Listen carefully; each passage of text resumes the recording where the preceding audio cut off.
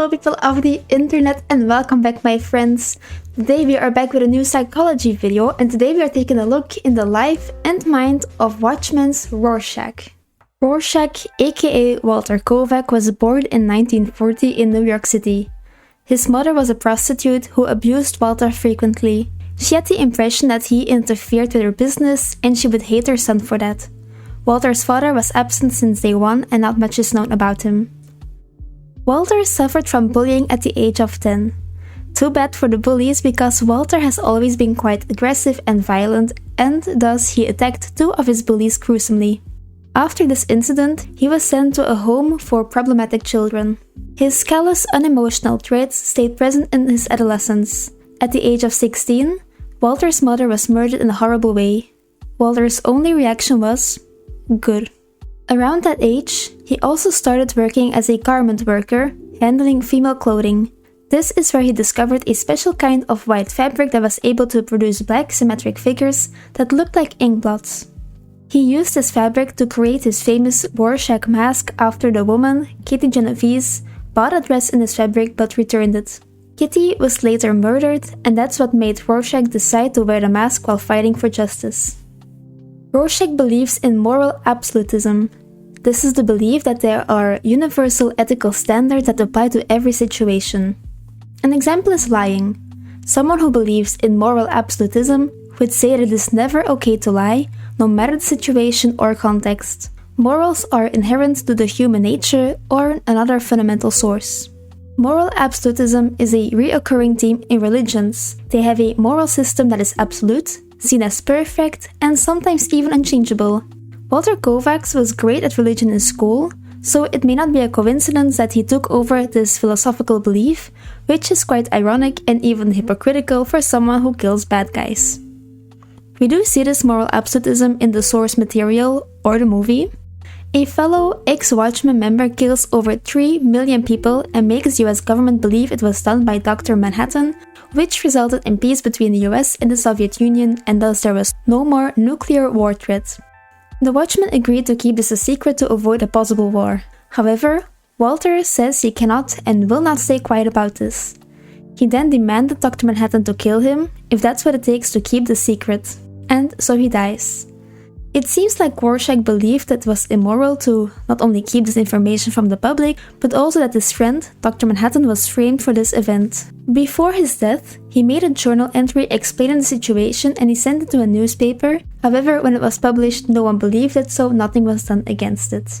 His moral absolutism may also be visible in Rorschach's look. Rorschach's mask is black and white. This may be a reach, but the mask could refer to Rorschach seeing the world in black and white. Or more specifically, black or white. It's either good or bad, moral or immoral. In 1975, a little girl was kidnapped and fed to 2 German shepherds. Rorschach found the captor's hideout and by witnessing what had happened there, it was like his mind snapped and Rorschach became a separate personality, suggesting a dissociative identity disorder or DID. Kovacs mentioned, "Shock or impact ran along my arm. It was Kovacs who said mother then, muffled under latex. It was Kovacs who closed his eyes. It was Rorschach who opened them again. He then killed the captor." Later on, Rorschach told a psychologist that this was the moment he became Rorschach, who sometimes pretends to be Kovacs. Before that, he suggested he was Kovacs pretending to be Rorschach. He also started referring to his mask as his face. When following the dissociative identity disorder theory, this could be explained as the Rorschach personality becoming the core identity and Walter Kovacs becoming an alter. Ironically, in psychology, Rorschach is a personality test. Maybe this refers to Rorschach being a different personality. The diagnosis of DID is very complicated and controversial. Some important symptoms are memory loss, which Rorschach doesn't seem to suffer from. He does keep a journal, however, but he only started doing this in the 1980s after the murder of the comedian. Other symptoms that don't match with Rorschach are hallucinations, out-of-body experiences, functional changes, and general pain in his body. He does, however, seem to have, or at least have the impression, that Rorschach is a second personality caused by trauma. Because of the job as a vigilante, I can imagine that Rorschach suffers from a lot of stress, anxiety, and insomnia. Another symptom that we see is sexual issues such as sexual avoidance. This does fit with Rorschach.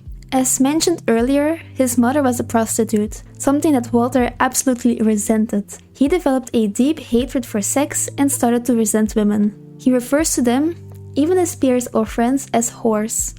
This reveals that Rorschach has a misogynistic mindset. Some also refer to him as a sociopath. Rorschach was not a stable person. He was driven by the horrid nature of mankind. He killed people who had committed crimes. Rorschach does show some antisocial tendencies. As a child, he was already violent and aggressive towards high school bullies, and probably towards other people as well, since he was sent to a home for problematic children. He also has a tendency to not comply with the law. Obviously, killing isn't okay and he does that, but also in 1977, the Keene Act made it illegal for people to dress as costumed vigilantes and basically be a superhero. This made most superheroes like the Watchmen retire, but not Rorschach. In fact, he became even more violent. After the act, he killed a rapist and left it in front of the police station with a note saying, "Never." He never quit being a masked vigilante until his death. Thank you all so much for watching. If you like these types of videos, please press that subscribe button. And feel free to recommend a character or topic you want me to cover. With that said, I wish you all a very nice day, and bye bye!